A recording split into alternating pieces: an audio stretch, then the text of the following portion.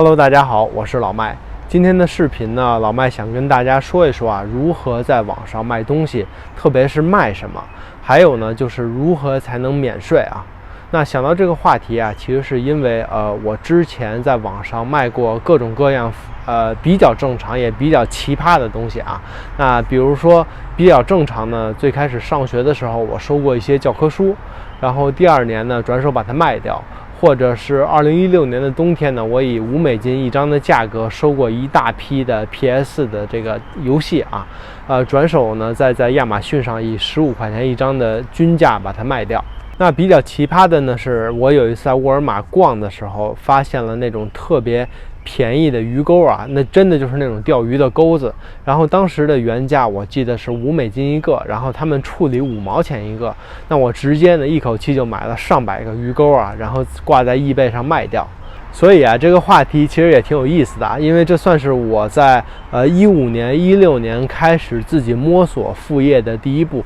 那时候我赚钱的想法很简单，就是想把自己的房租和伙食费赚出来，每个月呢能赚这么几百块钱，因为这样呢每个月就能多攒一些钱这个想法就是这么简单。那今天呢，老麦就给大家总结了3项我个人认为每一个人都能上手的东西其实这3样东西我现在在eBay Postmark 这样的网站上还在卖，而且我觉得他们是可以长期卖的，是一个非常好的生意，而且是一个很好的副业。它不像是我之前倒买什么打折鱼钩这种比较奇葩的东西，因为有些东西真的说实话是可遇不可求的。然后呢，在视频的后半段，作为一名注册会计师我也想同样给想卖货的这些小伙伴呢提个醒，就是有关 1099K 报税的问题。那在美国这边，如果你卖货而且产生了利润超过一定的金额呢，就需要报税。同样的，低于一定金额呢，就是可以免税的。那今天呢，借着这个话题，老麦也跟大家来聊一聊卖货且合理的避税。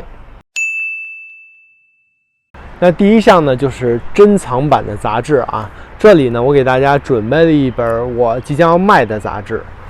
这是1990年11月的 Price Guide 杂志。那什么是 Price Guide 呢？其实就是当年球星卡的一个价格指南。那不知道咱们80后的小伙伴还记不记得我记得小的时候有一段时间，大家特别喜欢收集和买各种的球星卡。那封面呢，大家这个人认识吗？这就是大名鼎鼎的 Michael Jordan 那这本杂志都已经发黄了，30多年了。它呢是我在旧货市场上用$30收的。那为什么我会收这本杂志呢？原因就是因为这里面有一张品相极佳的球星卡。那这张球星卡呢，也是大名鼎鼎的 Michael Jordan 而且是穿着1990年白袜队的队服的乔丹。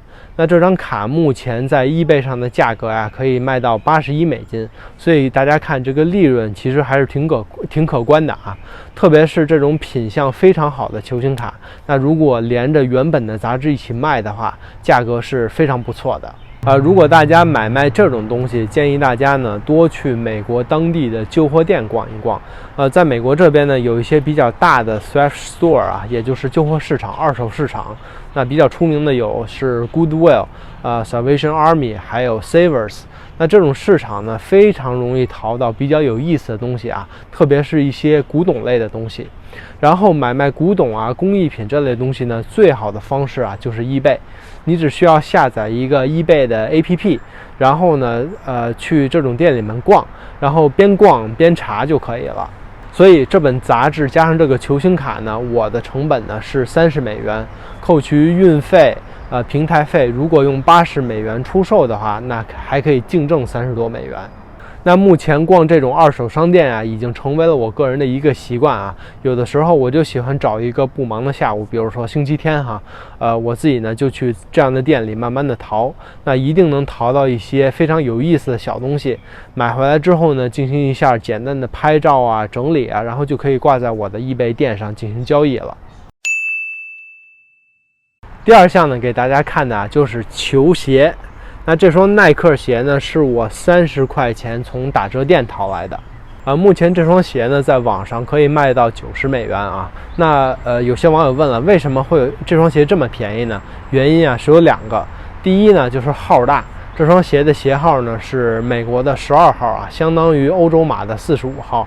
那美国这边一般大号鞋呢都不太好卖。第二呢，就是因为这双鞋没有鞋盒，虽然是新鞋啊，但是买的时候呢，就是这么一双裸鞋直接就卖了。那我买的时候其实也检查了一下，这双鞋呢根本没有任何的问题，所以当时啊我就用30美元的价格把它买了下来。那住在北美的同学们呢，大家都知道啊，美国这边有几个比较知名的打折店，比如 Marshalls 呀、TJ Maxx 还有 Ross。这些店里面呢，一般都能买到比较便宜的打折鞋。像我这双鞋呢，就是在 Ross 里面买的。当时呢，也是因为鞋号大，没有鞋盒，所以它处理卖，那我呢就买下来了。但是啊，在这里我想给大家提个醒啊，所有的鞋子里，在美国这边，只有耐克和阿迪达斯的鞋是最好卖的，其他的牌子呢，其实说实话不太行。所以啊，大家在挑选鞋子的时候，尽量还是买耐克和阿迪达斯的。那这么一双鞋子，如果也是在eBay或者是 Postmark 这样的平台上卖的话呢，大概可以赚到30到40美元，所以其实说实话还是挺值的。那这个呢，就像咱们之前说的一样啊，挑一个你不忙的下午，找一个 TJ Maxx 或者是 Marshalls， 那一头扎进店里，然后一边看一边在手机上查价格。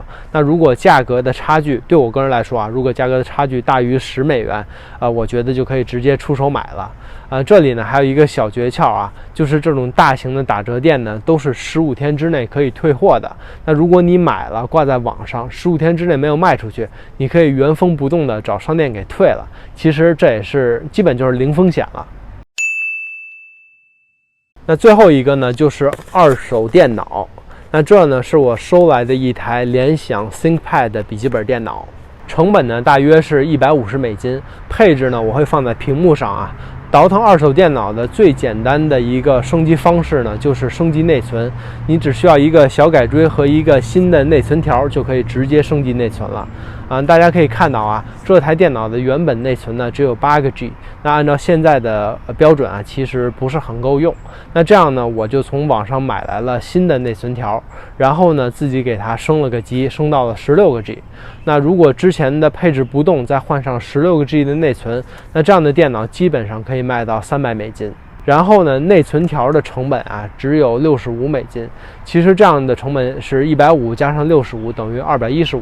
然后呢，你可以卖到300美金左右。那刨去物流、eBay 的这些平台费，其实还是挺有的赚的。二手电脑或者是二手电脑的配件啊，其实是一个非常大的市场。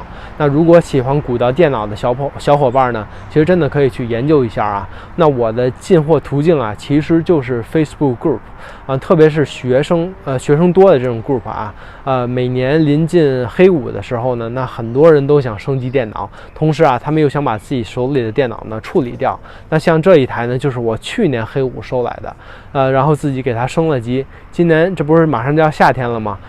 夏天开学前呢，我打算再把它卖给学生，或者呢，再把eBay上把它卖掉。最后呢，作为一名注册会计师啊，我想在这里给大家提个醒。那在美国买卖东西，如果产生利润的话，而且超过了一定的限额，则是需要交税的。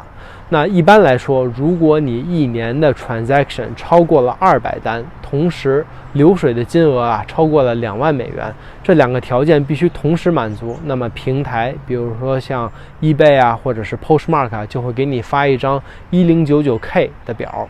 那第2年你报税的时候呢，则需要如实的填报你的利润，然后如实的交税。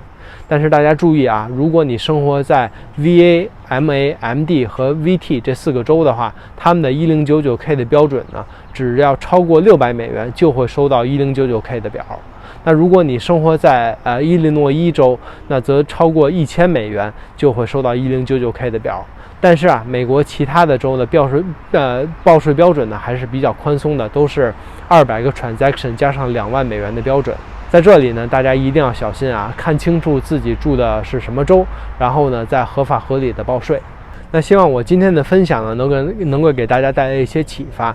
其实我觉得很多时候赚钱搞副业是一件比较简单的事情啊，很多东西都可以赚到钱，赚差价的机会也许就在你身边。你只需要一部手机、一些耐心，还有一些时间，我觉得每一个人都能够通过这种方式来赚钱。这呢也是我个人的一个小的经历啊，也是我开启副业赚钱的第一步。当时啊，真的就是一个下午泡在二手店里淘货，然后回家拍照啊、发货啊，有的时候还要自己做客服。那虽然比较辛苦，但是我个人觉得还是挺有意思的。那今天的视频呢就到这里了，希望大家呢能喜欢我们的视频，也别忘了给我们来一个转发、评论、点赞，素质3连。那今天咱们就先暂时聊到这里，谢谢大家的观看，咱们下期再见。